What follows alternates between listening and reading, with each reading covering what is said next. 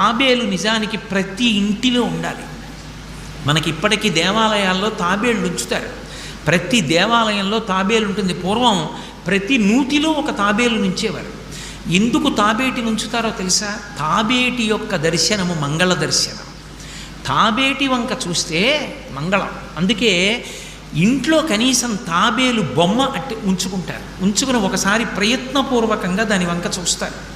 ఎందుకు తాబేలు ఇంట్లో ఉంచుకోవాలి అంటే దాంట్లో ఒక రహస్యం ఉంది. దీక్ష అని ఒక మాట.